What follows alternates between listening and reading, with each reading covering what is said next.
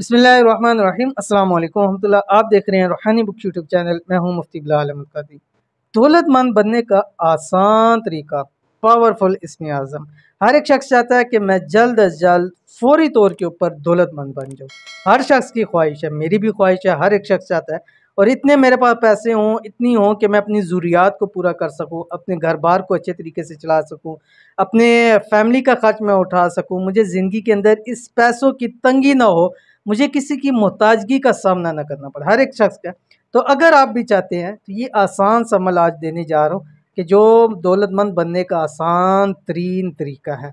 अगर आप दौलतमंद बनना चाहते हैं, अगर आप खूब पैसा हासिल करना चाहते हैं, अगर आप फौरी मालदार बनना चाहते हैं, तो आज और इसी वक्त ये अमल कर लीजिए जो भी इस वीडियो के अंदर शेयर करने लगो।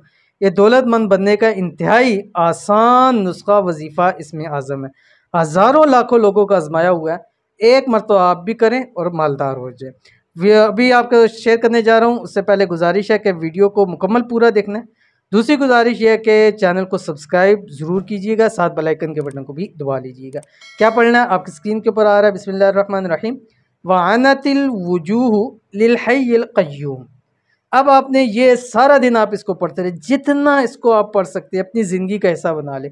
सुबह 3 मरतबा दुरूशी पढ़ें। अब सारा दिन वानातिल वुजूह लिल हय्यिल क़य्यूम यह आपकी ज़ुबान पे जारी रहे, उठते बैठते चलते फिरते।